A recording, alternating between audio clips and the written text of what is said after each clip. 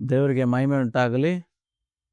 ಈ ದಿನದ ಸಂದೇಶಕ್ಕಾಗಿ ನಿಮ್ಮೆಲ್ಲರನ್ನ ಯೇಸು ಸ್ವಾಮಿ ಹೆಸರಿನಲ್ಲಿ ಸ್ವಾಗತಿಸುತ್ತೇನೆ.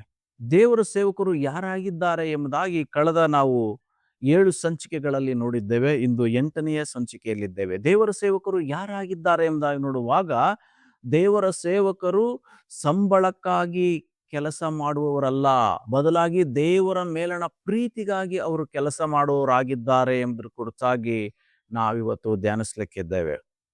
2 ಕೊರಿಂಥ ಪತ್ರಿಕೆ 11ನೇ ಅಧ್ಯಾಯ ವಚನ 7ರಲ್ಲಿ ಈ ರೀತಿಯಾಗಿ ನೋಡುತ್ತೇವೆ. ಏನು, ನೀವು ಅಭಿವೃದ್ಧಿ ಹೊಂದಬೇಕೆಂದು ನನ್ನನ್ನ ನಾನೇ ತಗ್ಗಿಸಿಕೊಂಡು ದೇವರ ಸುವಾರ್ತೆಯನ್ನ ನಿಮಗೆ ಉಚಿತವಾಗಿ ಸಾರಿದ್ದು ಪಾಪಕೃತ್ಯವೋ? ಪೌಲನು ಕೊರಿಂಥದವರಿಗೆ ಮಾಡ್ತಕ್ಕಂಥ ಪ್ರಶ್ನೆ, ಕೇಳ್ತಕ್ಕಂಥ ಪ್ರಶ್ನೆ, ನಾನು ಏನ್ ಮಾಡಿದ್ದೇನೆ ಅಂತಂದ್ರೆ, ನೀವು ಅಭಿವೃದ್ಧಿ ಹೊಂದಬೇಕೆಂಬುದಾಗಿ, ನೀವು ಸಮೃದ್ಧಿಯಾಗಿರ್ಬೇಕಂತ ಹೇಳಿ ನಿಮ್ಮಿಂದ ಏನನ್ನೂ ತೆಗೆದುಕೊಳ್ಳದೆ ನಾನು ನಿಮಗೆ ಸುವಾರ್ತೆನ ತಿಳಿಸಿದ್ದು, ದೇವರಿಗಾಗಿ ಶ್ರಮಿಸಿದ್ದು ಪಾಪ ಅಂತ ಹೇಳಿ ನೆನೆಸ್ತಿರೋ ಎಂಬುದಾಗಿ ಕೇಳಿದ್ರ ಕುರಿತಾಗಿ ನಾವು ನೋಡ್ತೇವೆ. ಅಂದ್ರೆ ಸೇವಕ ಸೇವೆ ಮಾಡ್ತಕ್ಕಂಥದ್ದು ಪ್ರತಿಫಲಕ್ಕಾಗಿ ಅಲ್ಲ. ನನಗೆ ಇವರು ಕಾಣಿಕೆ ಕೊಡ್ತಾರೆ, ಈ ಸಂಸ್ಥೆಯವರು ನನಗೆ ಸಂಬಳ ಕೊಡ್ತಾರೆ ಎಂಬ ಉದ್ದೇಶಕ್ಕಾಗಿ ಕರ್ತನ ಸೇವಕನು ಸೇವೆಯಲ್ಲಿಲ್ಲ ಪ್ರಿಯರೇ. ಬದಲಾಗಿ ಆತನು ದೇವರನ್ನ ಪ್ರೀತಿಸುತ್ತಿರುವುದರಿಂದ, ದೇವರ ಮೇಲಣ ಪ್ರೀತಿ ಅವನು ಹೊಂದಿರೋದ್ರಿಂದ ಆತನು ಸೇವೆಯಲ್ಲಿದ್ದಾನೆ ವಿನಃ ಯಾರು ಕೊಡ್ತಕ್ಕಂಥ ಕಾಣಿಕೆ ಸಂಬಳಕ್ಕಾಗಿ ಕರ್ತನ ಸೇವಕನು ಸೇವೆಯಲ್ಲಿಲ್ಲ ಪ್ರಿಯರೇ. ಅದರಿಂದ ಪೌಲ್ ಹೇಳ್ತಾನೆ, ನಾನು ನಿಮ್ಮಿಂದ ಏನನ್ನೂ ನಿರೀಕ್ಷಿಸದೆ, ಏನನ್ನೂ ತೆಗೆದುಕೊಳ್ಳದೆ ನಾನು ಸೇವೆ ಮಾಡಿದೆ. ಯಾಕೆ? ನಿಮ್ಮಿಂದ ತೆಗೆದುಕೊಳ್ಳಿಕ್ಕೆ ನನಗೆ ಹಕ್ಕಿಲ್ವೋ? ಹಕ್ಕಿತ್ತು, ಆದಾಗ್ಯೂ ನಾನು ಉಚಿತವಾಗಿ ನಿಮಗೆ ಸುವಾರ್ತೆಯನ್ನು ಸಾರಿದ್ದೇನೆ, ನಿಮ್ಮ ಸೇವೆಯನ್ನ ಮಾಡಿದ್ದೇನೆ ಎಂಬುದಾಗಿ ಪೌಲನು ಹೇಳ್ತಾ ಇದ್ದಾನೆ. ಅಂದ್ರೆ ಅರ್ಥ, ಆತನು ಏನನ್ನೂ ತೆಗೆದುಕೊಳ್ಳದೆ, ಏನನ್ನೂ ನಿರೀಕ್ಷಿಸದೆ, ತಾನು ಉಚಿತವಾಗಿ ಹೊಂದಿದ್ದನ್ನ ಉಚಿತವಾಗಿ ಕೊಡ್ದ್ರ ಕುರಿತಾಗಿ ತನ್ನ ಪತ್ರಿಕೆಯಲ್ಲಿ ತಿಳಿಸೋದನ್ನು ನಾವು ನೋಡ್ತೇವೆ ಪ್ರೇರ. ಅಂದ್ರೆ ಪ್ರತಿ ಸೇವಕರು ಸಹ ಏನಾಗಿದ್ದಾರೆ ಅಂದ್ರೆ, ಅವರು ಕರ್ತನ ಮೇಲಣ ಪ್ರೀತಿಯಿಂದ ಸೇವೆ ಮಾಡುವವರಾಗಿದ್ದಾರೆ ಹೊರತು ನೀವು ಕೊಡ್ತಕ್ಕಂಥ ಕಾಣಿಕೆಗಾಗಿ, ನೀವು ಕೊಡ್ತಕ್ಕಂಥ ಸಂಬಳಕ್ಕಾಗಿ ಕೆಲಸ ಮಾಡ್ತಾ ಇಲ್ಲ ದೇವರ ಸೇವಕರು ಎಂಬುದನ್ನ ಎಲ್ಲ ಜನರು ತಿಳಿದುಕೊಳ್ಬೇಕಾಗಿದೆ. ಭಕ್ತರು ವಿಶೇಷವಾಗಿ ತಿಳ್ಕೊಳ್ಬೇಕಾಗಿದೆ. ದೇವರ ಸೇವೆಯಲ್ಲಿರ್ತಕ್ಕಂಥ ಸೇವಕಾತನಿಗೆ ಸಂಬಳ ಇಲ್ಲ, ಉಚಿತವಾಗಿ ಮಾಡ್ತಾ ಇದ್ದಾನೆ. ಕಾರಣ, ಆತನಿಗೆ ದೇವರ ಮೇಲಿರ್ತಕ್ಕಂಥ ಪ್ರೀತಿ. ಈ ಲೋಕದಲ್ಲಿ ಯಾವುದೋ ಒಂದು ಕೆಲಸ ಮಾಡ್ತಕ್ಕಂಥ ಒಬ್ಬ ವ್ಯಕ್ತಿಯನ್ನ ನೋಡ್ರಿ, ಆತನಿಗೆ ಏನಿದೆ, ಒಂದು ಸಂಬಳ, ನಿರ್ದಿಷ್ಟವಾದ ಸಂಬಳ ಫಿಕ್ಸ್ ಆಗಿದೆ.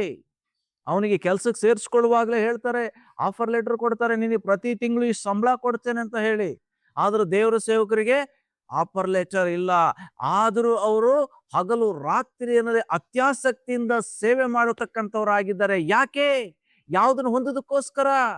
ಅವರು ದೇವರನ್ನ ಪ್ರೀತಿಸಿದ್ದರಿಂದ, ಆತ್ಮಗಳ ರಕ್ಷಣೆಗಾಗಿ ಅವ್ರೇನ್ ಮಾಡೋರಾಗಿದ್ದಾರೆ ಅಂದ್ರೆ ಸೇವೆಯನ್ನ ಮಾಡೋರಾಗಿದ್ದಾರೆ. ಹೀಗೆ ಲೋಕದ ಜನರನ್ನು ನಾವು ನೋಡುವಾಗ, ಒಂದು ಸಂಸ್ಥೆ ಏನ್ ಮಾಡಿರುತ್ತೆ, ಅವ್ರಿಗೆ ಅನೇಕ ವ್ಯವಸ್ಥೆಗಳನ್ನ ಮಾಡಿರುತ್ತೆ. ಪ್ರತಿ ತಿಂಗಳು ಅವ್ರಿಗಿಷ್ಟು ಸ್ಯಾಲ್ರಿ ಕೊಡೋದಾಗಿ ನಿಗದಿ ಮಾಡಿರ್ತಾರೆ. ಮಾತ್ರವಲ್ಲ, ಅವ್ರು ಕೆಲ್ಸಕ್ಕೆ ಸೇರಿಸ್ಕೊಳ್ಳೋವಾಗ ಹೇಳ್ತಾರೆ, ನಿಮಗೆ ESI ಇದೆ, ಅಂದ್ರೆ ನಿಮ್ಗೆ ಅನಾರೋಗ್ಯ ಬರುವಾಗ ನೀವು ಆಸ್ಪತ್ರೆಗೆ ಹೋಗಿ ತೋರ್ಸ್ಕೋಬಹುದು ಉಚಿತವಾಗಿ ಎಂಬುದಾಗಿ. ಆದ್ರೆ ಸೇವಕನಿಗೆ ಯಾರು ಕೊಟ್ಟಿದ್ದಾರೆ ESIನೇ? ಯಾವ ವ್ಯವಸ್ಥೆ ಸೇವಕನಿಗಿದೆ? ಅವನಿಗೆ ಅನಾರೋಗ್ಯ ಬರುವಾಗ ಅವನಿಗೆ ಯಾವುದೇ ವಿಧವಾಗಿರ್ತಕ್ಕಂಥ ವ್ಯವಸ್ಥೆಗಳಿಲ್ಲ. ಆದರೂ ಅವನು ಸೇವೆಯಲ್ಲಿದ್ದಾನೆ. ಕಾರಣ, ದೇವರ ಮೇಲಿರ್ತಕ್ಕಂಥ ಪ್ರೀತಿಗಾಗಿ ಪ್ರೇರೆ. ಮಾತ್ರವಲ್ಲ, ಲೋಕದಲ್ಲಿ ಒಬ್ಬ ಕೆಲಸಗಾರನು ವಿಚಾರಿಸುವಾಗ ಅವನು ಹೇಳ್ತಾನೆ, ನನಗೆ PF ಇದೆ ಎಂಬುದಾಗಿ ಹೇಳ್ತಾನೆ.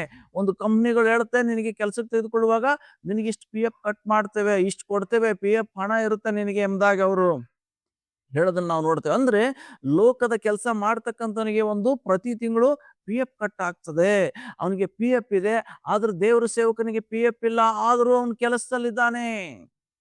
ಮಾತ್ರವಲ್ಲ, ನಿವೃತ್ತಿಯಾದ ಬಳಿಕ ಲೋಕದ ಕೆಲಸ ಮಾಡ್ತಕ್ಕಂಥ ಒಬ್ಬ ಕೆಲಸಗಾರನಿಗೆ ಅವನಿಗೆ ನಿವೃತ್ತಿ ಅಂತಕ್ಕಂಥದ್ದಿದೆ. ದೇವರ ಸೇವಕನಿಗೆ ನಿವೃತ್ತಿ ಇಲ್ಲ. ಲೋಕದಲ್ಲಿ ಕೆಲಸ ಮಾಡ್ತಕ್ಕಂಥವನಿಗೆ ನಿವೃತ್ತಿ ಆದ್ಮೇಲೆ ಏನ್ ಬರ್ತದೆ? ಸೆಟಲ್ಮೆಂಟ್ ಹಣ ಬರ್ತದೆ. ಇಷ್ಟು ಹಣ ಅಂತ ಹೇಳಿ ಸಂಸ್ಥೆಗಳು ಕೊಡ್ತದೆ, ಕಂಪ್ನಿಗಳು ಕೊಡ್ತದೆ.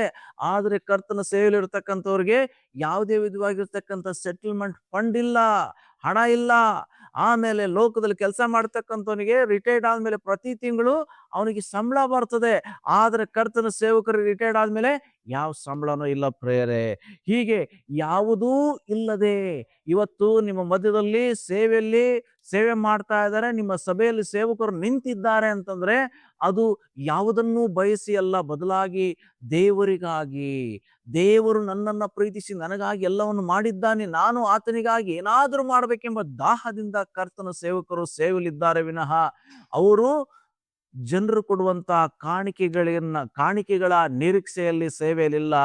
ಸಂಸ್ಥೆಗಳು ಕೊಡ್ತಕ್ಕಂತ ಸಂಬಳದ ಮೇಲೆ ಅವರು ಕಣ್ಣಿಟ್ಟವರು ಸೇವೆಯನ್ನು ಮಾಡ್ತಾ ಇಲ್ಲ, ಬದಲಾಗಿ ಅವರು ಕರ್ತನಿಗಾಗಿ ಏನಾದ್ರೂ ಮಾಡ್ಬೇಕೆಂಬ ದಾಹದಿಂದ ಸೇವೆಯನ್ನು ಮಾಡೋರಾಗಿದ್ದಾರೆ.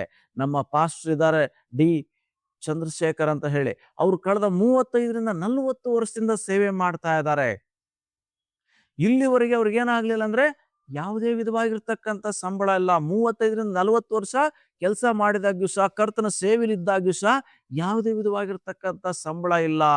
ಹೀಗೆ ಅವರು ಸುಮಾರು 40 ವರ್ಷಗಳ ಕಾಲ ಕರ್ತನಿಗಾಗಿ ದುಡಿದಿದ್ದಾರೆ.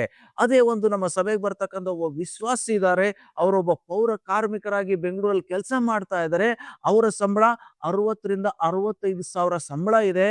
ಅವರಿಗೆ ರಿಟೈರ್ಡ್ ಆದ್ಮೇಲೆ ಮತ್ತೆ ಅವ್ರಿಗೆ ಏನಾಗ್ತದೆ, ಸೆಟಲ್ಮೆಂಟ್ ಹಣ ಸಿಗ್ತದೆ, ಮತ್ತೆ ಅವ್ರಿಗೆ ಪಿಂಚಣಿ ಪ್ರತಿ ತಿಂಗಳು ಬರ್ತದೆ. ಆದ್ರೆ ಕರ್ತನ ಸೇವೆಯಲ್ಲಿರ್ತಕ್ಕಂಥ ಈ ನಮ್ಮ ಪಾಸ್ಗೆ ಏನಿಲ್ಲ, ಈಗ 40 ವರ್ಷಗಳ ಕಾಲ ಅವ್ರ ಸರ್ವಿಸ್ ಆಗಿದೆ ಸೇವೆಯಲ್ಲಿ. 40 ವರ್ಷ ಸೇವೆ ಮಾಡಿದಾಗ್ಯೂ ಸಹ ಅವ್ರಿಗೆ ಯಾವ ಸಂಬಳ ಇಲ್ಲ. ಹೀಗೆ ಇಷ್ಟೆಲ್ಲ ಇದ್ದಾಗ್ಯೂ ಸಹ ಅವ್ರು ಇನ್ನೂ ಸೇವೆಯಲ್ಲಿದ್ದಾರೆ, ಸೇವೆಯನ್ನು ಮಾಡ್ತಾ ಇದ್ದಾರೆ. ಕಾರಣ ಕರ್ತನ ಮೇಲಿರ್ತಕ್ಕಂಥ ಒಂದು ಪ್ರೀತಿಯಿಂದಲೇ. ಹೀಗೆ ಚಂದ್ರಶೇಖರ್ ಪಾಸ್ಟರ್ ತರ ಅನೇಕರು ಏನ್ ಮಾಡಿದ್ದಾರೆ ಅಂದ್ರೆ, ಯಾವುದೇ ವಿಧವಾಗಿರ್ತಕ್ಕಂಥ ಪ್ರತಿಫಲವನ್ನು ಎದುರು ನೋಡದೆ ಕರ್ತನ ಸೇವಕರು ಅವ್ರು ಏನ್ ಮಾಡೋರಾಗಿದ್ದಾರೆ, ದೇವರಿಗಾಗಿ ಎಂಬ ಉದ್ದೇಶದಿಂದ ಅವರು ಸೇವೆ ಮಾಡ್ತಕ್ಕಂಥವ್ರಾಗಿದ್ದಾರೆ ಪ್ರೇರೆ. ಅದರಿಂದ ಸೇವಕರ ಬಗ್ಗೆ ನಮ್ಮ ಮನೋಭಾವನೆ ಹೇಗಿರ್ಬೇಕು, ಇವರು ಹೊಟ್ಟೆ ಪಾಡಿಗಾಗಿ ಸೇವೆ ಮಾಡುವರಲ್ಲ ಅನ್ನೋದನ್ನ ತಿಳ್ಕೋಬೇಕು. ಕೆಲವರು ಸ್ವಲ್ಪ ಸ್ವಲ್ಪ ಹಣ ಹಾಕ್ತಾರೆ, ಕಾಣಿಕೆ ಅಂತ ಕೊಡ್ತಾರೆ, ಹಣ ಕೊಡ್ತಾರೆ. ಅವ್ರೇನ್ ಮಾಡ್ತಾರೆ, ಹಿಂದ್ಲಿಂದ ಮಾತಾಡ್ಕೊಳ್ತಕ್ಕಂಥದ್ದು. ನಾವು ಕೊಟ್ಟಿದ್ದಕ್ಕೇನೆ ಪಾಸ್ಟರ್ ಈ ರೀತಿಯಾಗಿರೋದು, ನಾವು ಮಾಡಿದ್ಕೇನೆ ಈ ರೀತಿಯಾಗಿರೋದು, ನಮ್ಮಿಂದಲೇ ಇವ್ರು ಹೀಗೆ ಇದ್ದಾರೆ ಎಂಬುದಾಗಿ ಹೇಳ್ಕೊಳ್ತಕ್ಕಂಥ ಭಕ್ತರ ಕುರಿತಾಗಿ ನಾವು ನೋಡ್ತೇವೆ ಪ್ರೇರೆ. ಅದರಿಂದ ಆ ವಿಧವಾಗಿರ್ತಕ್ಕಂಥ ಭಾವನೆ ಬೇಡ. ದೇವ ಸೇವಕರು ಯಾರಿಂದ ಏನನ್ನೂ ನಿರೀಕ್ಷಿಸದೆ ಅವರು ಕರ್ತನಿಗಾಗಿ ಕೆಲಸ ಮಾಡ್ಲಿಕ್ಕೆ, ಕರ್ತನಿಗಾಗಿ ದುಡಿಲಿಕ್ಕೆ ಬಂದಿದ್ದಾರೆ. ಅವರಿಗೆ ಕರ್ತನೇ ಪ್ರತಿಫಲವನ್ನು ಕೊಡ್ತಾನೆ. ಆ ನಿರೀಕ್ಷೆನ ಇಟ್ಕೊಂಡವರಾಗಿ ಕರ್ತನ ಸೇವಕರು ಕೆಲಸ ಮಾಡ್ತಾ ಇದ್ದಾರೆ. ಇವತ್ತು ನಾನು ಸಹ ಕೆಲಸ ಮಾಡ್ತಕ್ಕಂಥದ್ದು ಕರ್ತನಿಗಾಗಿ. ಕರ್ತನು ಒಂದು ದಿನ ನನಗೆ ಪ್ರತಿಫಲ ಕೊಡ್ತಾರೆ. ಒಂದ್ ವೇಳೆ ಈ ಲೋಕದಲ್ಲಿ ನಮ್ಮನ್ನು ಯಾರು ಗುರುತಿಸ್ತಾ ಇರ್ಬೋದು, ನಮ್ಗೆ ಯಾರು ಪ್ರತಿಫಲವನ್ನ ನಾವು ನಿರೀಕ್ಷಿಸ್ತಕ್ಕಂಥದ್ದನ್ನು ಕೊಡದೇ ಇರ್ಬೋದು, ಆದ್ರೆ ಕರ್ತನು ಒಂದು ದಿನ ನಮ್ಮೆಲ್ಲರನ್ನ ಗುರುತಿಸ್ತಾನೆ. ಎಲ್ಲ ಸೇವಕರನ್ನು ಗುರುತಿಸ್ತಕ್ಕಂಥವನು, ಅವ್ರು ಪಟ್ಟಂತ ಪ್ರಯಾಸಕ್ಕೆ ತಕ್ಕಂಥ ಪ್ರತಿಫಲನ ದೇವರು ಕೊಟ್ಟೇ ಕೊಡ್ತಾನೆ. ಮನುಷ್ಯರು ಒಂದು ವೇಳೆ ನಮ್ಮನ್ನು ಈ ಲೋಕದಲ್ಲಿ ಅಲಸ್ಯ ಮಾಡ್ಬೋದು, ಆದ್ರೆ ದೇವರು ನಮ್ಮನ್ನ ಅಲಸ್ಯ ಮಾಡೋದಿಲ್ಲ. ಆತನು ಪ್ರತಿಫಲ ಕೊಡ್ತಾನೆ ಎಂಬ ಭಾವನೆಯಿಂದ ಕರ್ತನ ಸೇವಕರೆಲ್ಲರೂ ಸಹ ಸೇವೆ ಮಾಡ್ತಕ್ಕಂಥವ್ರಾಗಿದ್ದಾರೆ ಪ್ರಿಯ. ಅದರಿಂದ ಕರ್ತನ ಸೇವೆಯಲ್ಲಿರ್ತಕ್ಕಂಥವ್ರನ್ನ ಪ್ರೋತ್ಸಾಹ ಪಡಿಸ್ರಿ, ನಿಮ್ಮಿಂದ ಕೈಲಾಗಿರ್ತಕ್ಕಂಥ ಸಹಾಯಗಳನ್ನ ಮಾಡ್ರಿ. ಯಾಕಂದ್ರೆ ಅವರು ದೇವರ ಸೇವೆಯಲ್ಲಿದ್ದಾರೆ, ಅವರು ದೇವರಿಗಾಗಿದ್ದಾರೆ. ಅವರು ನಿಮ್ಮಿಂದ ಯಾವುದನ್ನು ನಿರೀಕ್ಷಿಸೋದಿಲ್ಲ. ಹಾಗಂತ ನೀವು ಸಹಾಯ ಮಾಡದೇ ಇರ್ತಕ್ಕಂಥದ್ದಲ್ಲ. ದೇವರು ನಿಮಗೆ ಕೊಡುವಾಗ, ನೀವು ಅವ್ರಿಗೆ ಕೊಡುವಾಗ ಕರ್ತನು ನಿಮಗೆ ಹೆಚ್ಚಾಗಿ ಆಶೀರ್ವಾದ ಮಾಡ್ತಕ್ಕಂಥವನು, ನಡೆಸ್ತಕ್ಕಂಥವನು ಆಗಿದ್ದಾನೆ ಪ್ರೇರೆ. ಅದರಿಂದ ಅವ್ರಿಗೋಸ್ಕರವಾಗಿ ಪ್ರಾರ್ಥನೆ ಮಾಡಿ, ಅವ್ರತಕ್ಕಂಥ ಪ್ರಯಾಸನ ಗುರುತಿಸ್ಬಿಟ್ಟು ಅವ್ರನ್ನೇನ್ ಮಾಡಿ ಪ್ರೋತ್ಸಾಹಿಸಿ, ಸೇವೆಯಲ್ಲಿ ಇನ್ನೂ ಅವರು ಉತ್ಸಾಹದಿಂದ ಮಾಡಕ್ಕೆ ಅವ್ರ ಜೊತೆಗೆ ನೀವು ನಿಲ್ರಿ ಎಂಬುದಾಗಿ ಈ ಮೂಲಕ ನಾನು ನಿಮ್ಮಲ್ಲಿ ವಿನಂತಿಸಿಕೊಳ್ತೇನೆ. ಅದರಿಂದ ಅವ್ರಿಗೋಸ್ಕರ ಪ್ರಾರ್ಥನೆ ಮಾಡೋಣ, ಅವರಿಗೆ ಪ್ರೋತ್ಸಾಹ ಪಡಿಸೋಣ. ದೇವರ ಸೇವಕರಿಗೆ ಆ ಮೂಲಕವಾಗಿ ದೇವರ ರಾಜ್ಯವನ್ನ ಕಟ್ಟುವುದರಲ್ಲಿ ನಾವೆಲ್ಲರೂ ಒಂದುಗೂಡಿ ಮುಂದುವರಿಯೋಣ. ದೇವರು ಚಂದ ಮೂಲಕ ನಮಗೆ ಆಶೀರ್ವಾದ ಮಾಡಲಿ. ಪ್ರಾರ್ಥನೆ ಮಾಡೋಣ. ಯೇಸು ಸ್ವಾಮಿ, ಈ ಸಮಯಕ್ಕಾಗಿ ಸ್ತೋತ್ರ. ಹೌದು, ದೇವರ ಸೇವಕರು ಯಾರಾಗಿದ್ದಾರೆ ಎಂಬುದಾಗಿ ನೋಡುವಾಗ ಅವರು ಸಂಬಳಕ್ಕಾಗಿ ಕೆಲಸ ಮಾಡೋರಲ್ಲ, ಬದಲಾಗಿ ನಿನ್ನ ಮೇಲಿರ್ತಕ್ಕಂಥ ಪ್ರೀತಿಗಾಗಿ, ನಿನಗಾಗಿ ಅವರು ಕೆಲಸ ಮಾಡ್ತಕ್ಕಂಥವ್ರಾಗಿದ್ದಾರೆ ಎಂಬುದು ತಿಳ್ಕೊಂಡಿದ್ದೇವೆ ಸ್ವಾಮಿ. ಅದರಿಂದ ಈ ಸಂದೇಶನ ಕೇಳಿಸ್ಕೊಂಡಂತ ಎಲ್ಲ ಭಕ್ತರನ್ನ ಆಶೀರ್ವಾದ ಮಾಡು. ಅವರ ಸಭಾಪಾಲಕರುಗಳನ್ನ ನೋಡ್ತಕ್ಕಂಥ ಭಾವನೆಗಳು ಬದಲಾಗುವಂತೆ ಎಲ್ಲ ಸಭಾಪಾಲಕರಿಗೆ ಅವರು ಬೆನ್ನೆಲುಬಾಗಿ ನಿಲ್ಲಕ್ಕೆ, ಅವ್ರನ್ನ ಸೇವೆಯಲ್ಲಿ ಪ್ರೋತ್ಸಾಹ ಪಡಿಸ್ಲಿಕ್ಕೆ ಆಗ್ತಕ್ಕಂಥ ವ್ಯಕ್ತಿಗಳನ್ನಾಗಿ ಮಾರ್ಪಡಿಸು. ಹಾಗೆ ಮಾಡೋ ದೇವರಾಗಿರೋದಕ್ಕಾಗಿ ಸ್ತೋತ್ರ. ಇದು ಯಾರಿಗೆ ತಲುಪಬೇಕಾಗಿದೆ ಸಂದೇಶ, ಆ ಎಲ್ಲ ಜನರಿಗೆ ನೀವು ತಲುಪಿಸ್ರಿ. ಯೇಸುವಿನ ಹೆಸರಲ್ಲಿ ಪ್ರಾರ್ಥಿಸುತ್ತೇವೆ ಪರಲೋಕ ತಂದೆಯೇ, ಆಮೇನ್. ದೇವ್ರಿಗೆ ಮಹಿಮೆ ಉಂಟಾಗಲಿ. ಈ ರೀತಿಯಾಗಿ ಬರ್ತಕ್ಕಂಥ ಸಂದೇಶಗಳನ್ನ ಆಲಿಸೋದಕ್ಕೋಸ್ಕರವಾಗಿ ಈ ಚಾನಲನ್ನು ನಿಮ್ಮ ಸ್ನೇಹಿತರಿಗೆ ಪರಿಚಯ ಮಾಡಿಕೊಡಿ, ಸಬ್ಸ್ಕ್ರೈಬ್ ಮಾಡೋಕೆ ಹೇಳಿ. ಹಾಗೂ ಆ ಮೂಲಕವಾಗಿ ದೇವರ ರಾಜ್ಯವನ್ನು ಕಟ್ಟಲಿಕ್ಕೆ ನೀವೆಲ್ಲರೂ ನಮ್ಮೊಂದಿಗೆ ಕೈ ಜೋಡಿಸಬೇಕಾಗಿ ಕೇಳ್ಕೊಳ್ತೇನೆ. ದೇವರು ನಿಮ್ಮನ್ನ ಆಶೀರ್ವದಿಸಲಿ.